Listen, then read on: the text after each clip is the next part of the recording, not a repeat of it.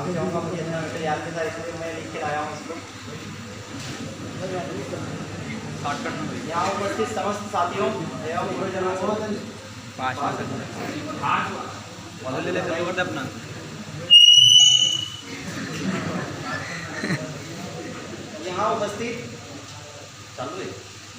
यहाँ उपस्थित समस्त साथियों एवं गुरुजनों को भारतीय संविधान दिवस की, अरे वही तो बोल रहा हूँ, भारतीय संविधान दिवस की हार्दिक हार्दिक शुभकामनाएं। साथियों, जैसा कि हम सभी जानते हैं कि भारत सरकार द्वारा 26 नवंबर 2015 को बाबा साहब अम्बेडकर जी की 125वीं जन्म जयंती वर्ष के रूप में भारतीय संविधान दिवस मनाना प्रारंभ किया है। आप सभी से मैं माफ़ी चाहूँगा क्योंकि मैं पहली बार मंच से बोल रहा हूँ, इसलिए थोड़ी सी घबराहट हो रही है।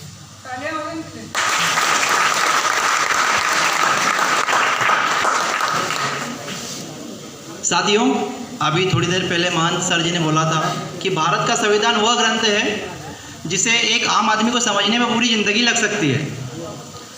डॉक्टर अंबेडकर जी ने इस महान संविधान को 2 वर्ष 11 माह एवं 18 दिन जैसे छोटे से काल में पूर्ण कर दिया। साथियों, 26 नवंबर 1949 को यह संविधान बाबा साहब ने पूर्णतः बनाकर राष्ट्र को समर्पित कर दिया था। तत्पश्चात आगामी 26 जनवरी 1950 को यह पूरी तरह से अखंड भारत में लागू हो गया था, जिसे आज हम गणतंत्र दिवस के रूप में मनाते हैं। साथियों, संविधान निर्माण समिति में मनोनीत कुल 7 सदस्य थे। आजकल बहुत मीत चल रहा है, अगर किसी की विचारधारा को कुछ लगता है तो मैं माफ़ी चाहूँगा उनके लिए। संविधान सभा में कुल 390 सदस्य के लगभग थे। उनमें से संविधान की ड्राफ्टिंग कमेटी में कुल 7 सदस्यों को मनोनीत किया गया था। उन 7 सदस्यों में से एक सदस्य ने इस्तीफा दे दिया था, जिस कारण उनकी जगह पर कोई दूसरा सदस्य नहीं लिया गया। एक सदस्य अमेरिका में थे एवं एक सदस्य राज्य के कामों से व्यस्त थे, जो संविधान सभा में नहीं आ सके। 1 या 2 सदस्य दिल्ली के बाहर थे स्वास्थ्य खराबी के कारण। इस कारण से संविधान निर्माण का पूरा आभार बाबा साहब अम्बेडकर के ऊपर आ गया था। और वर्तमान तत्कालीन परिस्थितियों में बाबा साहब अम्बेडकर की तबीयत इतनी खराब थी कि आप सोच नहीं सकते, लेकिन उन्होंने 18 से 21 घंटे तक मेहनत करके हमारे भारतीय संविधान, जो कि विश्व में सबसे बड़ा लिखित एवं महान संविधान है, वो 2 वर्ष 11 माह 18 दिन में कंप्लीट कर दिया था। बहुत बढ़िया।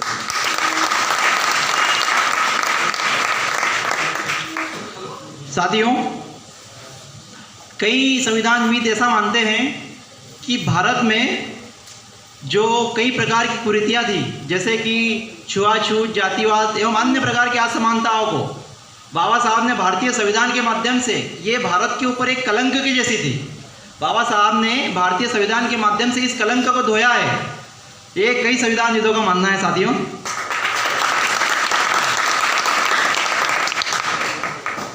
वर्तमान में हमारी बहनें हमारे साथ में कदम से कदम मिलाकर चलती हैं, लेकिन संविधान से पहले ऐसी कोई स्थिति नहीं थी। पुरुष और मर्द में एक बहुत बड़ा अल्टर रहता था। आज बाबा साहब ने इन परिस्थितियों को देखते हुए संविधान में हिंदू कोड बिल नाम से एक चीज़ जोड़ी है, जिसमें औरतों एवं आदमियों को बराबर का दर्जा दिया गया। उसी के माध्यम से आज औरतें आसमान में जा रही है। सबसे अच्छा उदाहरण दे रहेगा हमारे प्रिंसिपल मैम को देख लीजिए, वो भी एक औरत ही है।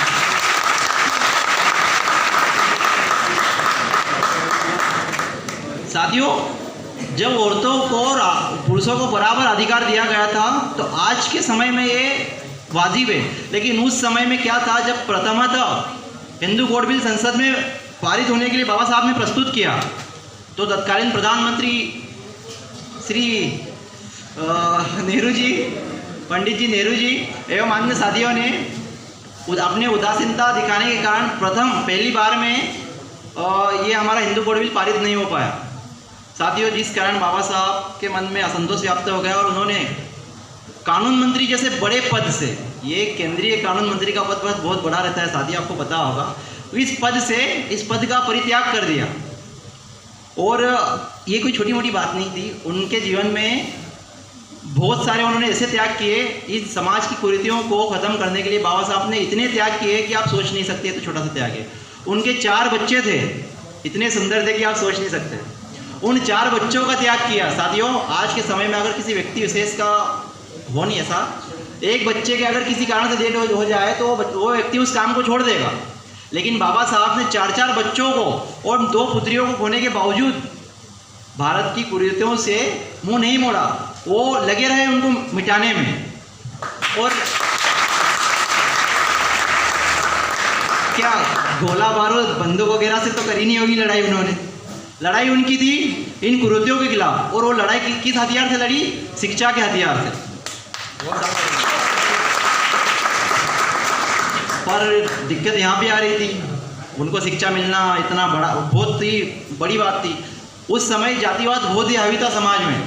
बाबा साहब एक अछूत जात से आते थे एवं अछूतों को शिक्षा ग्रहण करने का कोई अधिकार नहीं था। उनके पिताजी एक रसूखदार थे, सूबेदार थे मऊ छावनी में। अंग्रेजों से अच्छी पकड़ थी उनकी।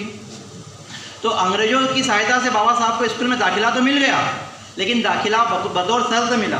शर्तें क्या थी? जान के हैरान हो जाओगे। आज हम सब बच्चे साथ में मिलके पढ़ते हैं, गुरुजी हमें सब समानता से पढ़ाते हैं, लेकिन उस समय शर्तें रखी कि ये पढ़ेगा बालक भीम हमारे यहाँ तो वहाँ पे बैठ के पढ़ेगा जहाँ पे सभी बच्चे चप्पल निकालते हैं, इसको कोई छुएगा नहीं। अब बताओ, जो नर्सरी का बच्चा रहता है उसको मास्टर जी जब पढ़ाते हैं तो पहले उसका हाथ पकड़ के अनार का लिखना सिखाते हैं। अब उसको कोई अनार का लिखना नहीं सिखाएगा तो वो कहाँ से सीखेगा?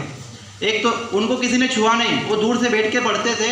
एक शर्त थी कि ये मटके से पानी नहीं पी सकता, इसको चपरासी आएगा वो निकाल के देगा। साथियों, कभी कभार ऐसा होता था कि चपरासी नहीं आता था तो पूरा दिन बाबा साहब को प्यासा रहना पड़ता था। आज की कंडीशन ऐसी है कि हमारे पास सब सुविधा है, पंखे में बैठे हैं, सभागृह में समानता से बैठे हैं, पढ़ रहे हैं। फिर भी बहुत से भाई हमारे ऐसे हैं कि जो पढ़ते नहीं, वो उठ के बाहर जाते हैं। अभी सुनने को साथियों, इतनी सारी मुश्किलों के बावजूद भी बाबा साहब ने हार नहीं मानी और वो पढ़ते गए। और पढ़ते पढ़ते इतने पढ़े कि 16 PhD समेत टोटल 32 डिग्रियाँ थी उनके पास। नॉर्मली एक PhD करने में एक आम इंसान को 5 से 6 साल का समय लग जाता है। 1.5 से 2 साल में बाबा साहब ने कंप्लीट कर ली थी उनकी थीसिस। साथियों, 9 भाषाओं का ज्ञान, 16 PhD, 9 भाषाओं का ज्ञान। और यहाँ तक कि इंग्लैंड के गवर्नर थे, गवर्नर लॉर्ड लिनलिथगो करके उनका नाम था। वो कहते थे कि 500 स्नातक छात्रों के बराबर है भीमराव अंबेडकर अकेला।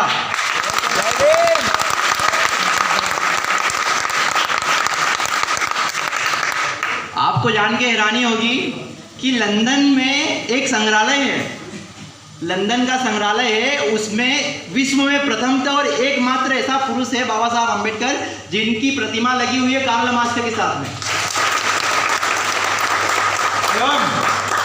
विश्व के सबसे बड़े एवं फेमस विश्वविद्यालयों में से एक अमेरिका का कोलंबिया विश्वविद्यालय, जिसके कैंपस में बाबा साहब भीमराव अंबेडकर जी की प्रतिमा लगी हुई है। और उसमें बाकायदा नीचे लिखा हुआ है, क्या लिखा हो सकता है? नॉलेज ऑफ सिंबल, यानी कि ज्ञान के प्रतीक।